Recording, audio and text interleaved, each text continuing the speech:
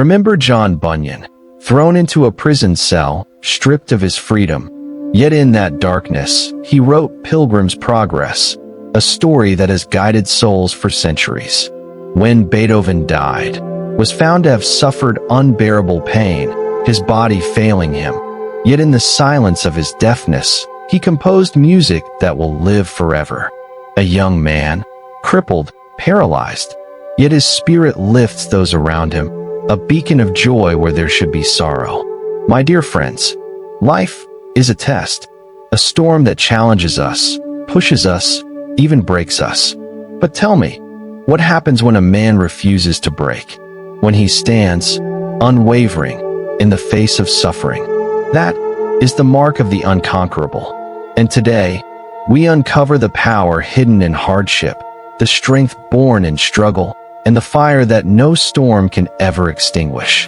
The human spirit is stronger than anything that can happen to it. These words echo through history, whispered by those who refused to be broken, who stood tall when the world tried to bend them. Throughout time, suffering has been a great teacher, a force that strips away illusion and reveals the core of who we are.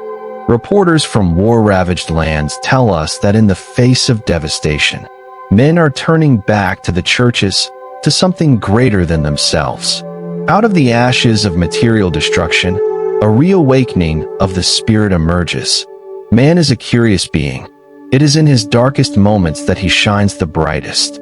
We expect him to give up, to curse his fate, to crumble under the weight of suffering. And yet, again and again, he defies all expectation. His face lifts toward the heavens, not in defeat, but in revelation. We flee from pain, from loss, from hardship. We build our lives to avoid suffering. And yet, it is in these very moments, when we are tested, when we are struck down, that the rarest and most beautiful parts of our nature emerge. I know a young man, twisted by fate, crippled, paralyzed, unable to dress or feed himself. And yet, every day, he sits by his window, his face alight with joy. Not sorrow, not self-pity, but joy. He is not a burden. He is an inspiration. The boys gather in his room, drawn not by duty but by the warmth he radiates.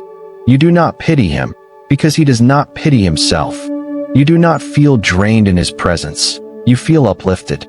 How often do we find that the sick room becomes the heart of the home? How many times do we see that the weakest among us are, in fact, the strongest?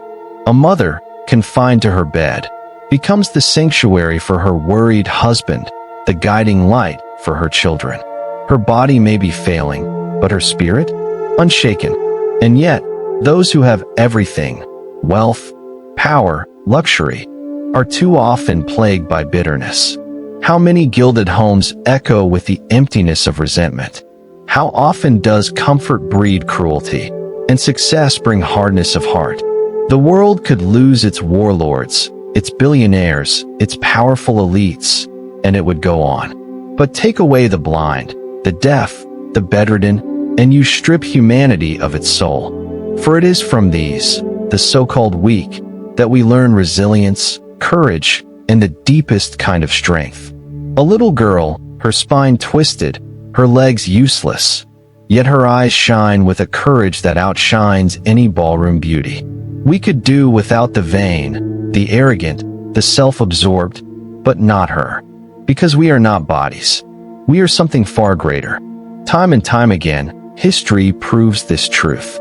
John Bunyan, thrown into a prison cell, and in its half-light, he pens Pilgrim's Progress, a masterpiece that would inspire generations. Milton, struck blind, yet his mind gave birth to Paradise Lost, one of the greatest literary works ever written. And Beethoven, tormented by illness, deafened to the very sounds of his own music.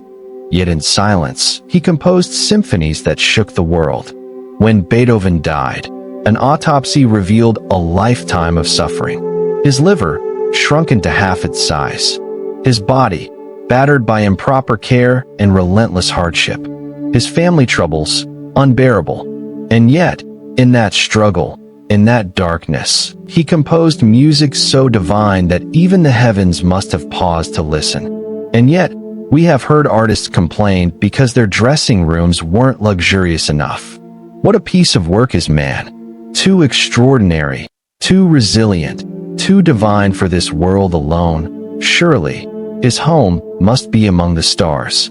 So I ask you today, when life tests you, when you face your darkest hour, will you crumble? Or will you rise?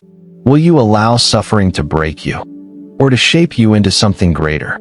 Because within you, within every human being, there is something unconquerable,